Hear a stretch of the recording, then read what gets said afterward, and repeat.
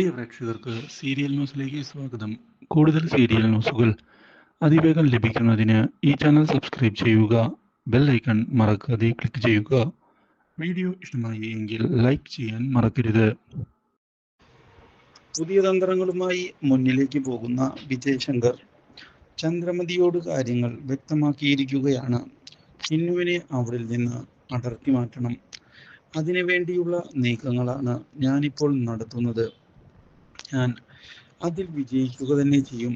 ആ കാര്യത്തിൽ എനിക്ക് യാതൊരു സംശയവും ഇല്ല. ഇത് കേട്ട ചന്ദ്രമതി ഒന്ന് ഞെട്ടിപ്പോകുന്നു. പക്ഷേ അർച്ചനയുടെ തോൽവി തൻ്റെയും ആഗ്രഹം തന്നെയാണ്.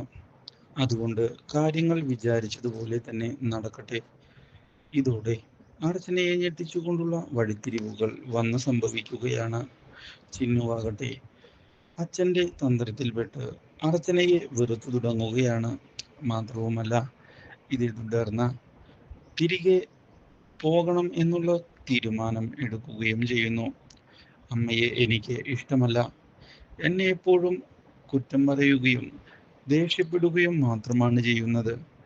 ഇതോടെ ആകെ ഞെട്ടിപ്പോകുന്ന അർച്ചന ഇനി എന്താണ് ചെയ്യേണ്ടത് എന്ന് ചോദിക്കുകയാണ് ഇപ്പോൾ.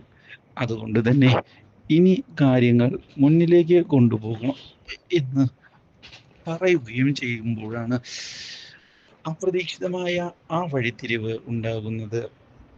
വിജയ് ശങ്കറിനെ അന്വേഷിച്ചുകൊണ്ട് പോയിരിക്കുകയാണ് ഇപ്പോൾ ചിന്നു. അപ്രതീക്ഷിതമായ ഈ തിരിച്ചടി ഞെട്ടിച്ചു കളയുന്നു അർച്ചനയെ. Do like, share and subscribe.